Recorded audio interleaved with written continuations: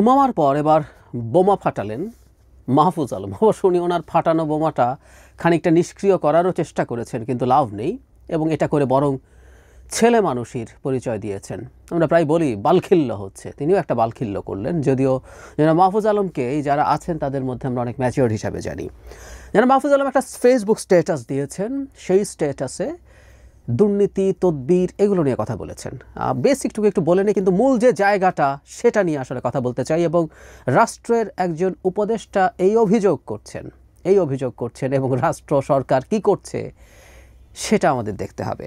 ব্যাপারটা এরকম যে গতকাল জনাব মাহফুজ আলমের ভাইকে নিয়ে একটা তথ্য প্রকাশিত হয়, ছড়িয়ে পড়ে। তার ভাই সিডনিতে থাকেন এবং বেশ মোটা অঙ্কের একটা টাকা লেনদেন করেছেন তিনি, এই ধরনের একটা অভিযোগ তার বিরুদ্ধে আসে এবং সবাই অনিবার্যভাবেই ধরে নেয় যে এটা যারা মাহফুজ আলমের পাঠানো দুর্নীতির টাকা, বা তিনি মাহফুজ আলমের হয়ে কারো কাছ থেকে ওখানে এই টাকা নিয়েছেন, এরকম। পরে জানা মাহফুজ আলম একটা স্ট্যাটাস দেন, সেখানে তিনি তার ভাইয়ের সাথে কি হয়েছে না হয়েছে, একটা কাজ করার কথা আছে, সেই কাজটা তিনি করেননি, নানান কিছু আমি পড়তে বলছি না, আপনারা ওনার অ্যাকাউন্টে ঢুকে এটা পড়ে নিতে পারেন। কিন্তু একটা পর্যায়ে সম্ভবত যিনি এই কাজগুলো করছিলেন তিনি কনভারসেশনও রেকর্ড করেছেন। পরে সেই কনভারসেশন একজন সাংবাদিকের কাছে পাঠানো হয়। সেই সাংবাদিক যেন মাহফুজ আলমের সাথে যোগাযোগ করে বলেন মাহফুজ আলম তার স্ট্যাটাসে, এবং জানান যে এই কাজটা তিনি দেননি। সেটা কনভিন্সড হয়ে সেই সাংবাদিক আর ওটা পাবলিক করেননি সেই কনভারসেশন। এটা হচ্ছে তার স্ট্যাটাসের জায়গা।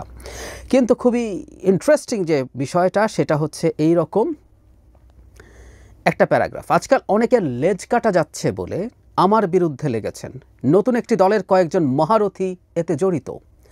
সবই প্রকাশ পাবে। একটা সার্কেলে প্রায় সবাই দুর্নীতিগ্রস্ত, কিন্তু একজন কোনো টাকা ধরছেন না। এটা কার সহ্য হবে? আই রিপিট, আজকাল অনেকের লেজ কাটা যাচ্ছে বলে আমার বিরুদ্ধে লেগেছেন। নতুন একটি দলের কয়েকজন মহারথী এতে জড়িত। সবই প্রকাশ পাবে। একটা সার্কেলে প্রায় সবাই দুর্নীতিগ্রস্ত, কিন্তু একজন কোনো টাকা ধরছেন না। এটা কার সহ্য হবে? পরে তিনি এখানে একটি নতুন দলের জায়গায় বিভিন্ন দলের এটা এডিট করেছেন। এটাই বালখিল্য, এটাই ছেলে মানুষই। যে জিনিস ওন করা যাবে না, মাথা গরম করে সেটা যদি দিয়ে দেওয়া হয়, ইনি কিভাবে একটা সরকারের উপদেষ্টা হন আমরা আসলে জানি না। তিনি আসলে যা মিন করতে চেয়েছেন সেটা প্রথমটাতেই ছিল, এবং অনেকে রাইটলি অনুমান করেছেন। আমি দেখলাম ফেসবুকে লিখছেন যে উনি কিন্তু পাল্টে ফেললাম, আমি স্ক্রিনশট নিয়ে রাখলাম, এখানে দিয়ে দিলাম। সো স্ক্রিনশটটা পাওয়া যায় এইভাবেই।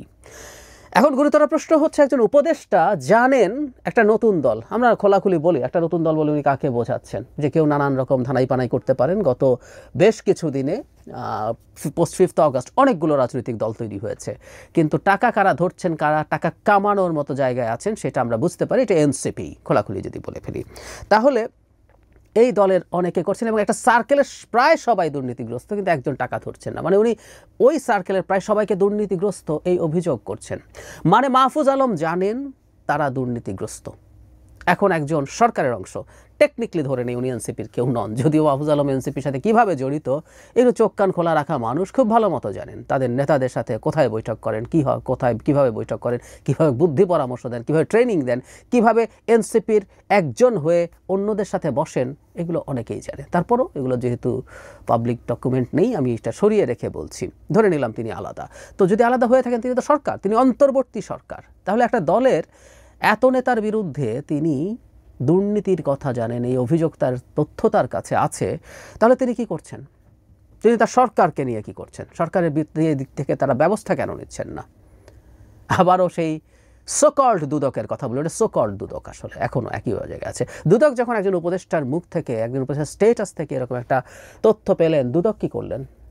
দুদকের তো উচিত জনাব মাহফুজ আলমকে ডেকে মাহফুজ আলমের কাছ থেকে তথ্য নেওয়া, যে কে কে দুর্নীতি করছে বলে আপনি জানেন, কার বিরুদ্ধে অভিযোগ আছে বলে জানেন, কী কী অভিযোগ আছে বলে জানেন, সেসব তথ্য। তারপর তাদের বিরুদ্ধে তদন্ত শুরু করা। কিন্তু হবে না এগুলো কিছুই। যাই হোক, আমাদের সামনে যে জিনিসটা প্রকাশিত হচ্ছে, স্পষ্ট হচ্ছে, যেগুলো আমরা জানতাম, এগুলো আমরা বললে তো অনেকের মনে হয় যে আরে ওর তো একটা পলিটিক্যাল এর প্রতি লাইন আছে, ও ওটা আছে, ও সেটা আছে, ও দালাল হয়ে গেছে, সে কারণে এসব করছে। প্রচুর গালের শিকার হয়েছি এনসিপিরও, জামায়াতের হয়েছি তো বটেই, এনসিপিরও হয়েছি, কারণ তাদের সমালোচনা করছি। তো এখন খুবই গুরুত্বপূর্ণ লোকজন, এনসিপি না হলেও বৈষম্য বিরোধী ছাত্র আন্দোলন ভেরি মাচ অ্যালাইন্ড এনসিপির সাথে, সেই সংগঠনের উমা ফাতেমা বোমা ফাটালেন। এবার মাহফুজ আলমও বোমা ফাটিয়ে আবার মনে করছেন সেটাকে না ফাটানো যায় কিনা, না এটা সম্ভব না, বোমাটা ফেটে গেছে। সো মাহফুজ আলমও করছেন। এখন এনসিপির মানুষজন কি বলবেন? কি বলবেন?